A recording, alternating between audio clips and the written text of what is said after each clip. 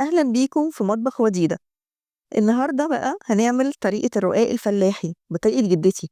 تحفة، مقرمش من بره وطري جوسي من جوه. يلا نشوف الطريقة.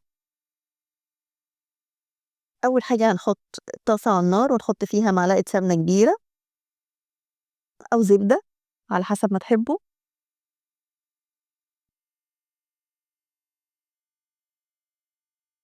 وإحنا قطعنا بصلاية كبيرة، التقطيع كبير شوية مش صغير ومش مبشور. وهي دي التركة اللي عايزة أقولكوا عليها. المبشور مش بيبقى طعمه حلو،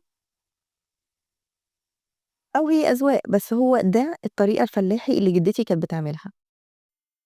هو انتوا زي ما انتوا شايفين هو متقطع كبير شوية.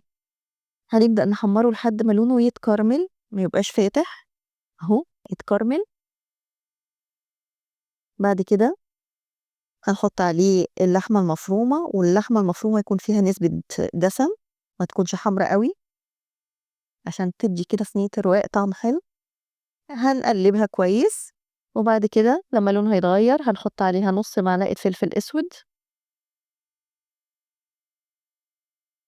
وربع معلقة قرفة وملح، بس انا ما قلتش الملح. هنقلب وبعد كده نحضر الشوربة.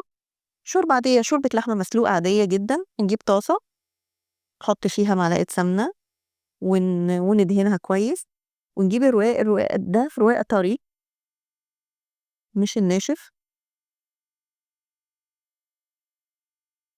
هنبدأ الشوربة، على فكرة الشوربة دافية قوي، يعني مش سخنة خالص، لأن لو سخنة الرواق هيطرى قوي مش هيبقى حلو.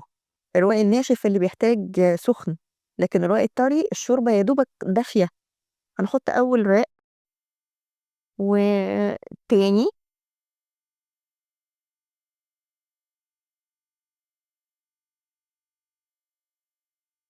حاطين التلات رقات، بس انا عشان الفيديو ما يبقاش طويل عليكم، بعد كده هنحط اللحمة المفرومة في النص ونقلبها كويس. نبدأ نحطها في كل الصينية نوزعها، وبعد كده هنبدأ نحط تاني تلات رقات تاني من الرقاق الطري بنفس الطريقة الأولانية، اللي هو ينزل في الشوربة وبعد كده يتحط.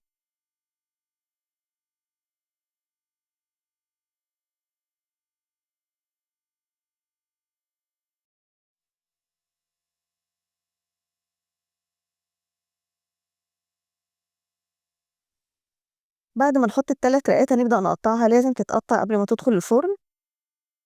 هنقطعها على حسب انتوا عايزينها مثلثات مربعات، دي حاجة بتاعتكم. انا عملتها مربعات. ونحط على وشها معلقة سمنة.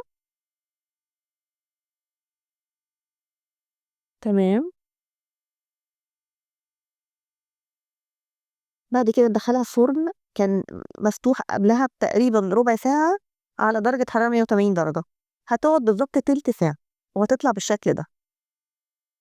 من جوه هتلاقيها طرية ومن بره مقرمشة. نبدأ نقطع.